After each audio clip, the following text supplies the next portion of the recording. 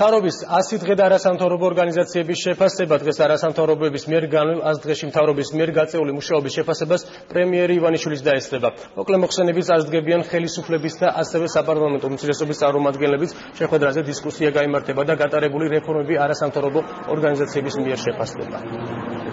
ევროპა და ევროატლანტიკური სივრცე სხვადასხვა მიმართულება გვაქვს დაანალიზებული, ასე ვთქვათ, ერთი არის მართლმსაჯულების სფეროში არსებული რეფორმები, საკონსტიტუციო რეფორმა, არის საარჩევნო რეფორმა, არის შრომის კანონმდებლობაში არსებული რეფორმა, მაღალი პოლიტიკური თანამდებობის პირების ყოფილების დაკავების საკითხი, სასამართლოში არსებული საკითხი და ასე შემდეგ. მეორე თემა, რაც უკავშირდება ადამიანის უფლებებს. ამ შეხვედრაზე ჩვენ შევაფასებთ იმ 100 დღეს, როდესაც ქართული ოცნება, რა დროსაც ქართული ოცნება იმყოფებოდა მთავრობაში, ანუ მთავრობის 100 დღის შეფასების ღონისძიება არის ეს. ჩვენ ვილაპარაკებთ როგორც გამოწვევებზე, მთავრობის გამოწვევებზე, ასევე იმ პოზიტიურ ნაბიჯებზე, რომელიც გადაიდგა მთავრობის მხრიდან და ვფიქრობ, რომ ძალიან საინტერესო დისკუსია გვექნება.